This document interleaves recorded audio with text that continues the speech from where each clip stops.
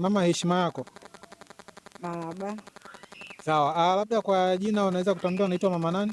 Mimi naitwa Mama Tausi. Mama Tausi. Ni mkazi wa eneo hili? Ni mkazi wa eneo hili. Ndio. Poleni kwa matatizo. Asante, tumeshapata, tumeshashukuru Mwenyezi Mungu. Amina. Labda unaweza kutuambia kwa kifupi ni nini hasa kilitokea na wakati inatokea wewe ulikuwa wapi? Mimi wakati kinatokea, mimi kwa kweli nilikuwa sipo. Ila kwa taarifa ambazo nilizozikuta kwa ndugu zangu mimi hapa, nilifika wakanielezea kwamba kuna maafa yametokea Msongola. Watoto 3 wamepigwa na radi, wakawa wamefariki hapo hapo. Na isitoshe walikuwa wanakula. Yaani kitendo hicho kimewakuta watoto wako wanakula. Wametolewa darasani, wameruhusiwa na walimu, nendeni mkale. Na walimu wakiwa wanaona kabisa mvua iko inafanyaje? Inanyesha.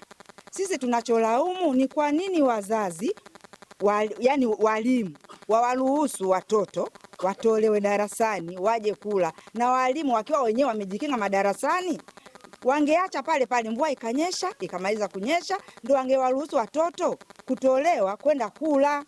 Sisi tunacholaumu kama wazazi. Hilo ni kosa. Isitoshe, tukiwa serikali imewekeza pale, inategemea watoto wanasoma pale, na walimu ikiwa mvua inanyesha hawajui watoto wameelekea wapi, wenyewe wako madarasani tu. Hatimaye ikawa imetokea hivyo. Poleni sana. Asante. Na labda upi sasa ni ushauri wako kwa wazazi, wewe kama mzazi? Labda kipindi hichi cha mvua, labda vitu gani ambavyo unadhani au kuna elimu gani ambao wazazi wanatakiwa wawe nayo inapotokea mvua, hususan kunapokuwa na radi kama hivyo? Mimi kama mimi mzazi, pindi nitakapoona mwanangu labda mvua inanyesha kipindi cha radi, kama mimi niko karibu, nitatoka nyumbani, nitaenda kumchukua mwanangu shule.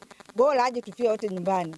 Kulikoni kama hivi unakuta walimu wenyewe hawajali watoto, wako maofisini kwao, wanawatoa watoto wote nje, wanazagazaga, walimu wako madarasani. Hicho sio kitendo kizuri. Mwandishi wa habari, hicho sio kitendo kizuri, wanafanya makosa walimu. Sawa mama, basi mimi naomba nitoe pole na tunasema Mungu azilaze roho zao mahali pema peponi. Inshallah, amina. Sawa, pole sana. Asante sana, na tumeumia sana, kitendo hicho sio kizuri. Sawa mama, asante. Haya, asante.